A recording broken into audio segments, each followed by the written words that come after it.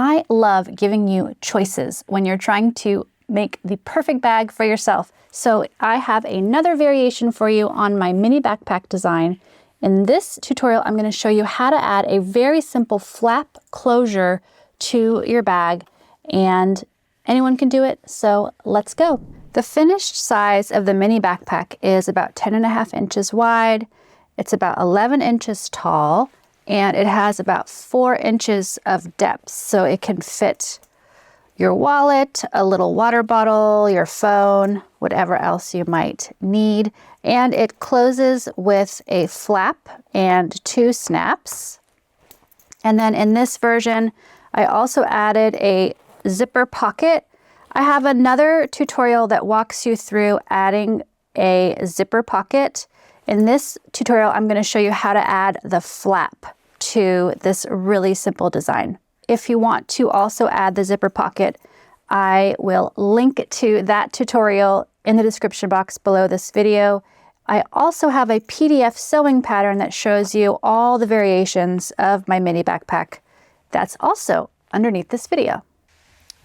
The outer material is 12 inches wide and 14 inches tall. You need 2 panels for the outside. I would recommend a heavier weight material. This is a organic cotton canvas, and I've also quilted it onto some organic cotton batting. I would recommend adding some batting, or if you use interfacing, you could add interfacing to give the bag a little more structure. The inside panels of the bag are also 12 inches wide, 14 inches tall. I'm just using a quilting cotton for the inside, and again, I have added a zipper pocket, which I walk you through in another video. The flap is one piece of fabric that is 10.5 inches wide and 10 inches tall. I went ahead and sewed some quilting lines across the flap to match the quilting lines on the other part. You definitely don't have to do that, but I would recommend using a heavier weight material for the flap. You also need about 2 yards of 1-inch strap or webbing. Now, the straps are adjustable with these 1-inch ladder lock buckles. You probably have these on a backpack in your house right now. It just has 2 bars that go across the center, and one of the bars has the little like grippy teeth. So I also have a link to these if you have trouble finding them, but you should probably be able to find them in your local craft store. And I have 2 snap sets that are 5/8 of an inch. You could go a little bigger than that, but I wouldn't go much smaller because you want your snaps to be pretty sturdy. The first thing to do is to sew the straps onto the back panel, the back exterior panel of your mini backpack. So I already cut my straps in half. So I have 2 straps that are about 1 yard or so long. And then we actually want to cut off 4 inches from each of them. I could have done that first, but I didn't. So we want 4 inches of strap. This is going to hold the ladder lock onto the bottom part of the mini backpack. So once you have your 2 straps, well, let's just start with one. I am going to wrap one of the straps from the back of the buckle. And you know it's the back because it's only smooth and the front has the grippy part. So we're going from the back to the top over the smooth bar. We're going to leave the grippy bar visible. And next, I'm going to fold over the raw bottom edge that's on top. I'm going to fold it over about 1/2 inch over the other edge so that this raw edge is covered up by this raw edge, and then it gets sewn onto the bag like this. It helps to get a quilting ruler out for this part. We want to find the position that we're going to sew this on, and it is 3 inches from the side and 3 inches up from the bottom. So we want to put a really tiny dot right there. And this is where we are going to line up the bottom right corner. It's going to go right on top of that dot. And then it's a little bulky, but you probably want to do your best to pin it in place. And you might bend a pin, but that's okay. Okay, this one is pinned in place, and I marked off the other side, so it's 3 inches in, 3 inches up. And this time I'm going to line up the left side of the strap. And at this moment, you want to make sure that your straps are at the same height. So it might be helpful to get your quilting ruler out, and you can make little adjustments if you need to move them around so that they are in the same spot. And once they look good, I'm going to go ahead and sew a little box with an X in the middle on the bottoms of both of them.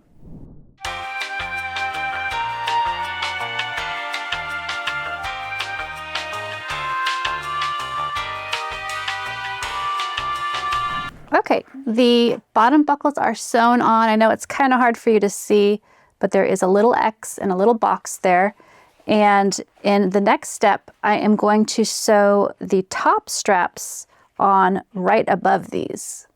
So the top straps also need to be 3 inches in from the side, but they only need to be 1.5 inch below the top edge. So I'm going to put a tiny little mark.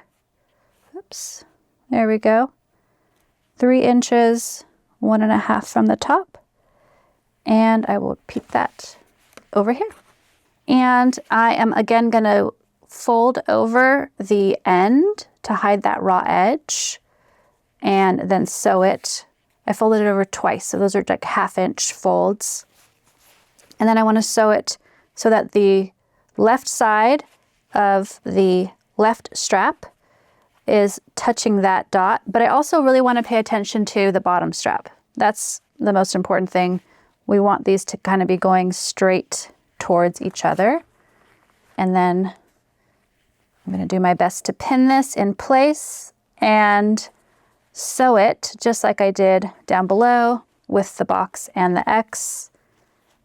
And I'm going to do the same thing with the other strap at the other dot. So now the top straps are sewn in place, and I'm going to go ahead and thread them through the ladder lock buckles. So I'm just going to go through the back over the bottom strap. It's a little tight, but that's good because that means our straps won't wiggle a whole bunch. And then we go over the strap and the remaining bar. And then I'm not going to finish the edges yet because I want to try on my bag when it's totally finished. And then I will cut these to size if they're too long, which they probably will be. And then I will finish the edges.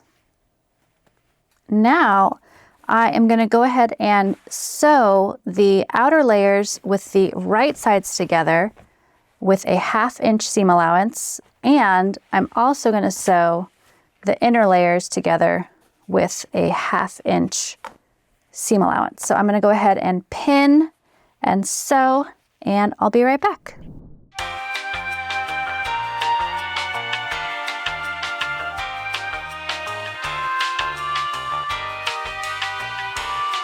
Okay, these layers are sewn together. Obviously, I didn't sew the top edge, but the other 3 sides. These layers are sewn together. The next thing to do is to box the corners of the inner and the outer layers. It's very simple. You're probably going to want a quilting ruler for this, and I am just going to draw a 2-inch square on the bottom corner of the bag. So I'm just going to trace that with chalk. So I have a nice little 2-inch square here, and then I am going to cut this out through both layers, like I'm taking a little bite out of the bottom edge of the bag. And then what you want to do is pull the 2 sides apart. So just pinch that fabric with your fingers, or you can go, there you go, got it. Okay, pull them apart, and then we are pulling the seams together. So we're bringing that cut edge from a square to a straight line. So the side seam should line up with the bottom seam, just like that. And then I'm gonna go ahead and pin it in place. And then I'm gonna sew a straight line across that cut edge with a 1/2 inch seam allowance. And I'm gonna repeat this for this corner and the same thing, a 2-inch square on my outer layers. So I'll be right back. I do wanna point out that before you cut into your outer layers, make sure your strap is out of the way so that you don't accidentally cut your strap. So you can probably just feel with your hands, but just make sure you don't cut through your strap.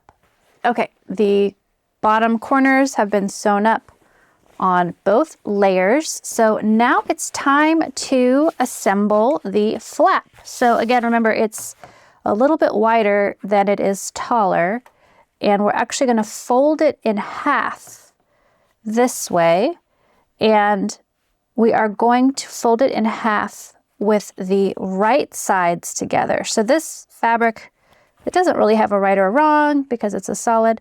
So I'm just going to call this my right side. So I'm going to fold it together so that now it's still 10.5 inches wide, but now it's only 5 inches tall. Let me make sure I did that right. Okay, I did that right. So this is going to be the edge of the flap. Let me show you. It's going to be like this, okay? This is the right side, wrong side. And we want to give it a little bit of a curve at the edge. So we are going to fold it again, and then we're going to draw a little curve on the corner. It doesn't have to be super precise, just something curved. And then we're going to cut on that curve through both of the layers. Okay, so we're actually cutting 4 little pieces off. And this is going to make the curve the same for both sides of the flap. Okay, so then when we open it, it'll be the same. And now what we want to do is we want to sew from here to here, and then from here to here with a 1/2 inch seam allowance.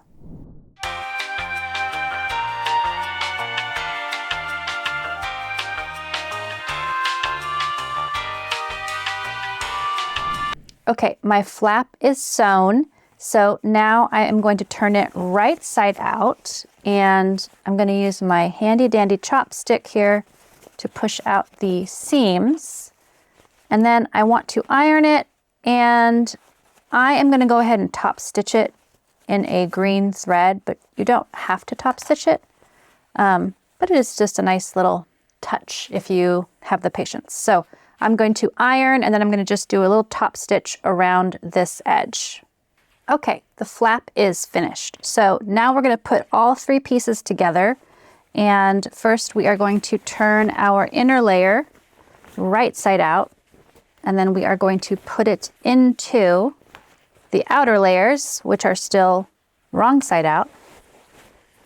And then we want to line up the seams at the sides. I'm putting my, if you add a pocket, I'm putting that towards the back, so it's facing the straps. But you could put it towards the front too, and you also don't have to add a pocket. I do have another version of this bag with a really simple pocket if you want to add something without a zipper. Okay, so I like to open up my seams here and line them up. And then, so they're totally aligned, then I'm going to go ahead and clip them with one of my little metal office clips. Come over to this side and do the same thing. Okay, so it's clipped together at the sides. And now we're going to get our flap. And if there's a certain side of your flap that you want to be visible, you want that side, the right side, to touch the back side of your bag, so where the straps are. If it doesn't matter which side's on top, it doesn't matter which side touches the straps. But if it matters, you want that side to touch the straps, because if you can kind of visualize when you sew, this is going to come out and over and be visible, okay? So right side to right side with the back panel. And then you want to center it. So you could, so it's going, oh, I should point out, it's going in between the outer fabric and the inner fabric. Okay, it's gonna get sandwiched in there. And you can find the center and then find the center on your back panel and line it up that way. Or you can eyeball it. Do whatever you want to do. I think in this case, I'm actually going to go ahead and find that center. Just fold it, press it, add a little pin there,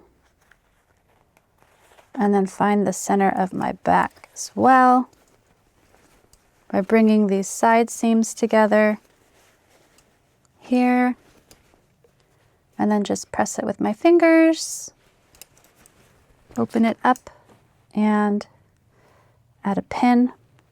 Okay, so now I want to line up pin to pin with that back panel. And then I'm going to pin it in place in between both the outer layer and the inner layer. So it's like a little sandwich with the flap in the middle. Okay, so the flap is pinned in place between the layers right here. I also put a pin on this side of the bag, and what I'm going to do next is sew all around the top edge, but I am going to leave an opening on the front where there's no flap. I'm going to leave an opening of about 3 or 4 inches in my seam so I can turn my whole bag right side out.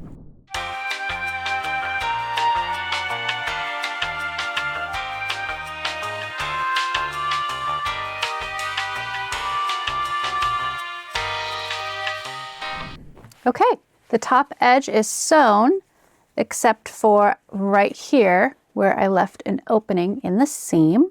So next up, I'm going to turn the whole bag right side out through the opening. Okay, I finally got it pulled through. This is what the bag looks like. So we are almost done. I am going to push the inner layer to the inside. And then I'm going to iron this edge so it lays nice and flat, especially at the opening. And then I'm going to do a top stitch all the way around. Okay, I finished top stitching, and you can probably see it better on the inside of the bag. So in the next step, I am going to install snaps on the flap. And you could also do like Velcro if you wanted to. I'm going to do metal snaps real quick. I forgot that if you add a pocket to the inside, it does need to be on the back of the inside, up against the straps when you sew it, because we're going to put snaps through this part of the bag. So I want to install the snaps on this flap. Let me just flip it around here. And I want to install them 2 inches in from this edge and a 1/2 inch up from the bottom edge. So you could use your quilting mat or quilting ruler to find that spot. So I'm just kind of imagining a straight line continuing and then going up a 1/2 inch. And I'm going to put a little dot right there. And then I'm going to repeat that on this side. So I'm going about 2 inches in from this straight side, and then a 1/2 inch up from the bottom edge, and I'm going to do a little dot. If you've never installed snaps before, I have a full tutorial on the process, which I'm going to link to right here. But if you have installed snaps before, just put them in. And I like to use a leather punch tool, but you definitely can use just a seam ripper to make your little holes. And we want the really shiny part of the snap to be on the outer portion of the flap. And then I have one of these snap setting tools, and I'm just going to install my top snaps. Once these are installed, then we can find the position to install the bottom part of the snap. And what I like to do, make sure your side seams are folded at the side so your bag's not like, you know, tilted one way or the other. Make sure it's laying as flat as possible. And then you're going to bring your flap up. You don't want to bring it super tight. You want to give a little slack to the back of the flap for when your bag is full of fun stuff. And then when you feel like that's a good amount of extra room up at the top, it's about an inch or inch and a half of extra slack up here at the top. Then I like to just push down and kind of turn the snaps, and that creates a faint circle, which you probably can't see, but there's a faint indent, and then I can draw a dot in the middle, and that's where I am going to install the bottom snap. And I'm going to do the same thing with the other side. So just push down, create a little indent, and then find the center. And then once again, use my leather punch and get my snaps installed. All right, the bottom ones are installed, so it's always a good idea to make sure your snaps are nice and snappy. And these look good. This bag is so cute. The very last thing to do is to try it on and then shorten the straps if they are too long. But you do want to leave about 4 or 5 inches so that you can adjust it or let someone else wear it. So don't cut off too much of your straps. You want some extra coming out the bottom of the buckle. And when I find that right length, all I'm going to do is trim it, and then like before, I'm just going to fold the raw edge over, fold it again, and then I'm just going to do a few straight lines to hold that in place. It's finished! I can't wait to use it and take it out into the world with me. Like I mentioned, if you are looking for other variations on this design, I am linking to a playlist in the description box below this video. I also have this as a downloadable PDF sewing pattern in my shop. The link to purchase that is also underneath this video, so check it out.